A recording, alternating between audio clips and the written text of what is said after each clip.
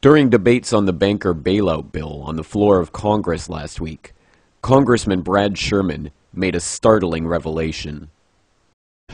Many of us were told in private conversations that if we voted against this bill on Monday, that the sky would fall, the market would drop 2,000 or 3,000 points the first day, another couple thousand the second day, and a few members were even told that there would be martial law in America if we voted no.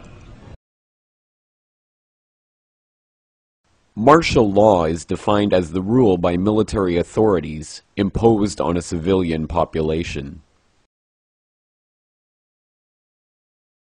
According to an article in the Army Times last month, the administration's threats of implementing martial law is not idle talk.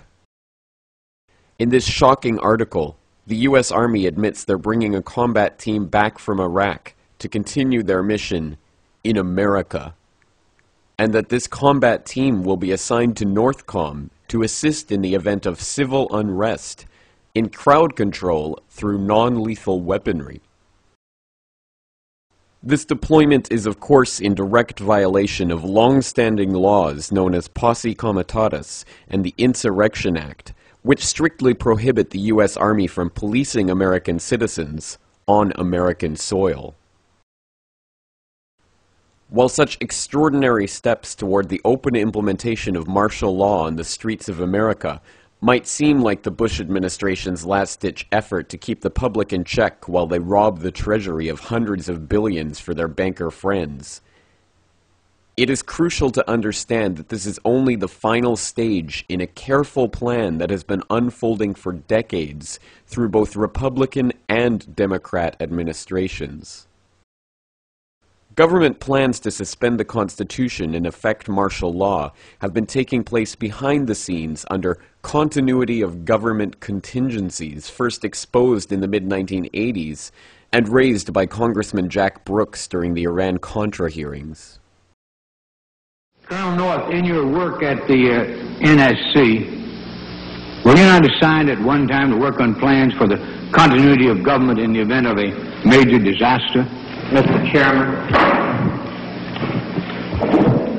I believe that question touches upon a highly sensitive and classified area, so may I request that you not touch upon that, sir. I was particularly concerned, Mr. Chairman, because I read in Miami papers and several others that there had been a plan developed by that same agency, a contingency plan in the event of emergency that would suspend the American Constitution. And I was deeply concerned about it and wondered if that was the area in which he had worked. I believe that it was. May I most respectfully request that that matter not be touched upon at this stage. If we wish to get into this, I'm certain arrangements can be made for an executive session. Urban warfare drills took place throughout the 90s, with American troops training with foreign soldiers to arrest and detain U.S. citizens. What you're seeing is real. April 10th through April 20th in Swansboro, North Carolina.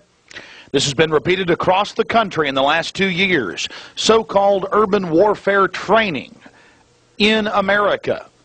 Of course, in the case of Swansboro, they actually pulled people over and searched their vehicles with the local police department. A local listener sent me this video of the Swansboro incident.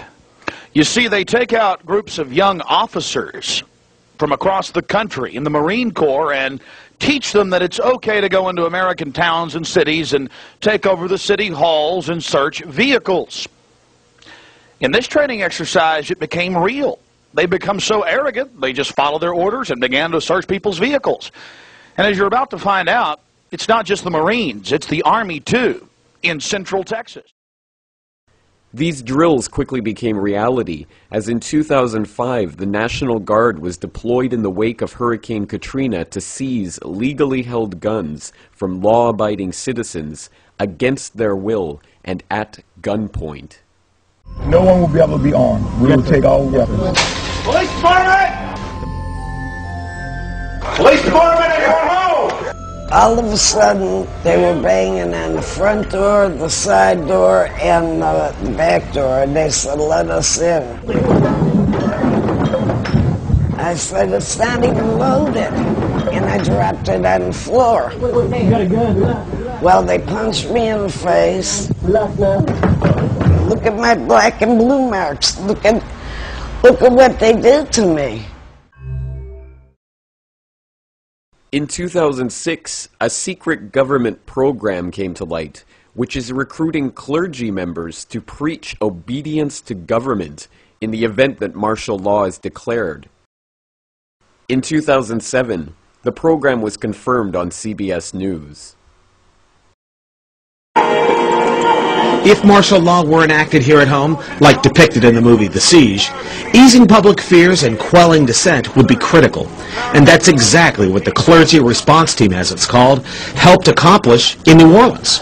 Jeff, the primary thing that we say to anybody is let's cooperate and get this thing over with, and then we'll settle the differences once the crisis is over. Such clergy response teams would walk a tightrope between the needs of the government versus the wishes of the public.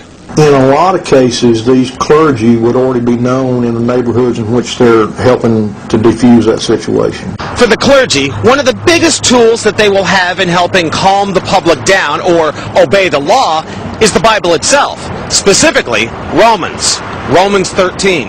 Because the government is established by the Lord, you know, and that's what we believe in the Christian faith. That's what's stated in the Scripture.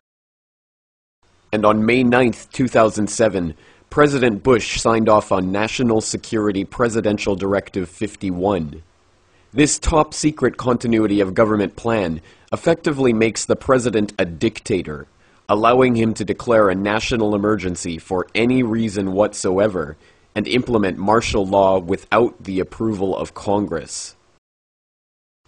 The plan itself is so secret that not even members of the Homeland Security Committee in Congress are allowed to see its contents. But now they've denied the entire Homeland Security Committee of the United States House of Representatives access to their so-called detailed plan to provide for continuity of government. They say, trust us. Trust us, the people who brought us Katrina, to be competent in face of a disaster. Trust us, the people who brought us warrantless wiretapping and other excesses eroding our civil liberties. Trust us. These are just a few of the dozens of preparations that have already been completed to phase martial law in incrementally, bringing it about in stages, so an official declaration of military rule need not even be made.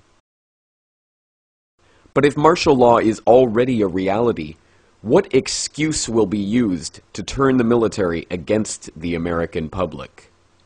Have you heard about this new thing going on in Great Britain that Al-Qaeda routing up all these Britons, essentially, 1,400 strong, apparently, in a new, what's being called a new white Al-Qaeda army.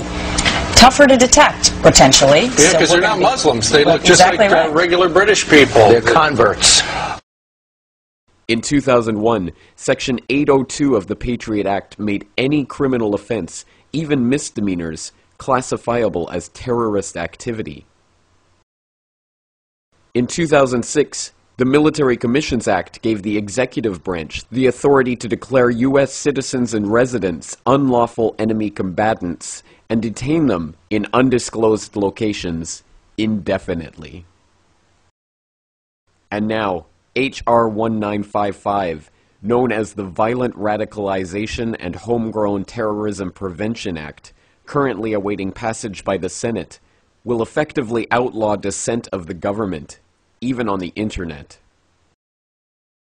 It seems the table has been set for those citizens who resist any government decree to be dealt with as terrorists by the U.S. military.